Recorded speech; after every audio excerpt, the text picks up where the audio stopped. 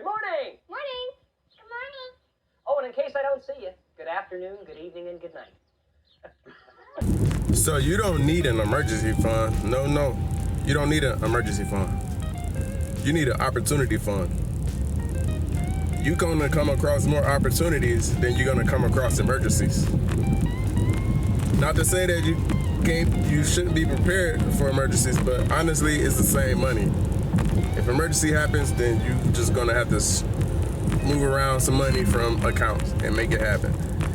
But what's worse is coming across an opportunity and not being able to take advantage of it. Now, I know you know what I'm talking about. You've ran into family and friends that are doing something, and you probably even said the words out loud. Oh, I wish I had some extra. I could have done that, or I would do that with you, or whatever the case is. It's just not gonna fall in your lap. It's just not. So what you need is an opportunity fund, and we're just walking towards it. We're not running, we're not sprinting, we're not flying towards it. We're walking towards it. The tortoise wins the race. We are going at a tortoise pace, step by step, day by day, adding a little bit every day or every time you get paid. And I'm trying to show you that you can get paid every day, so that way the bills pile up. If you only get paid every 2 weeks, it's hard to rip some of that money away to put towards the future or some kind of opportunity fund. It's so hard to do that because the bills then already stacked up on you. You get paid twice a month. That's hard to do much with that unless you're making a lot of money. But most people that are even making a lot of money still get that lifestyle inflation because you bought the cars to go with that. You bought the houses to go with that. You have a big family to go with that. Even that person that's making a lot of money might need to do something on the side. All right, that you can call your play money. You can call it your opportunity money. Hopefully you keeping that energy within your ecosystem. All that means is you're not spending it, because that's what this conversation is about every day. I'm showing y'all the grind. I'm grinding so I can shine later. Grind now, shine later. And it ain't about, that don't mean I want to floss and buy some stuff and make myself look like I'm rich. I'm the type that if I was rich, I'd still wear black t-shirts and some Nikes and be about it, go about my day. So I'm not really flashy. I used to have the gold chains and rings and not $1 in my pocket. Now I realize what it's about. It's about having the money in the pocket and not on your back. That's what it's about. For me, I always gonna say, this is me, this is my journey. I'm not telling nobody what to do, but I just wanna give you another angle, especially if you're in your 20s or if you're 30s. You don't have to wait till you're 47 to learn these lessons. You can just learn from other people. That's what you should be doing, learning from other people and taking what you do like, putting a tweak on it to making it yours and going with that.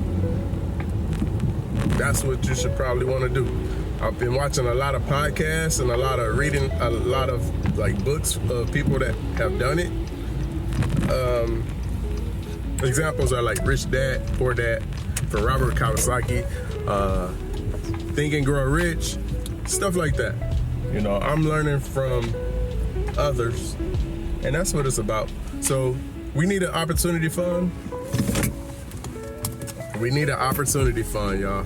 We don't call it an emergency fund because we don't plan to have emergencies if they happen, but we'll be ready if they do happen. We'll just spring on it. Thank you.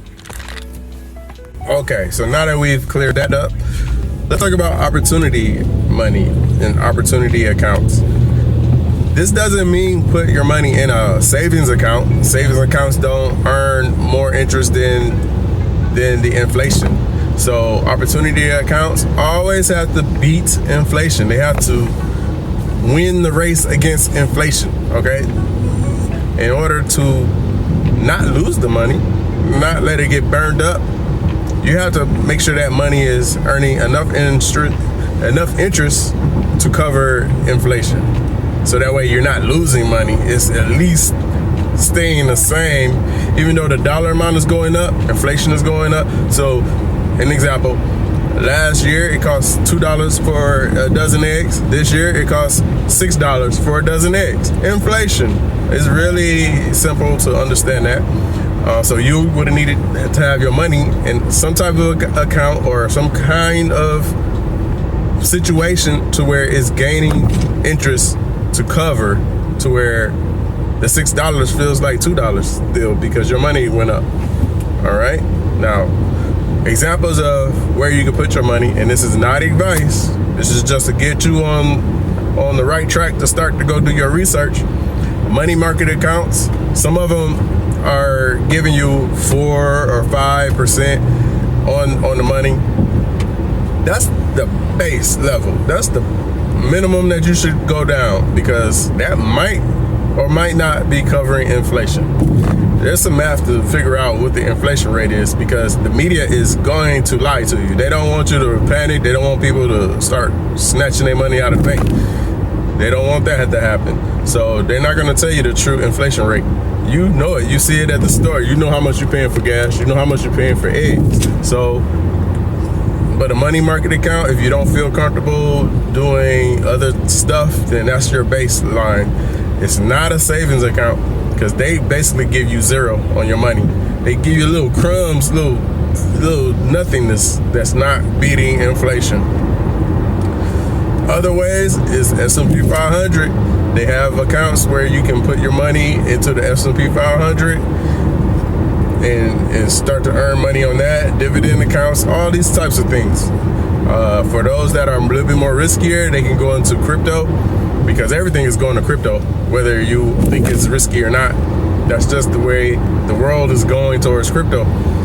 So go do your research on that one. I'm not going to teach you really about cryptocurrency here, because I don't want people to learn incorrectly or not do any research and just go do something that could hurt them. So we're just trying to say baseline. You want your money to be in a place where it's going to earn more than the inflation rate. So I just wanted to hopefully make that clear. You want to make your money work for you, no matter what it is, where it is, no matter how much it is a savings account, can be a money market account. It can be your stock account. It can be a whole life insurance policy that you can borrow from. You got to ask these questions before you get these things. You know, you can talk to a representative and ask all the questions you want.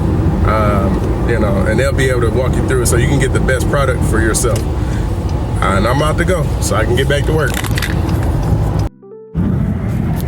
And by the way, I'm looking forward to seeing where we are a year from now. 1 year from now, let's see where we get to.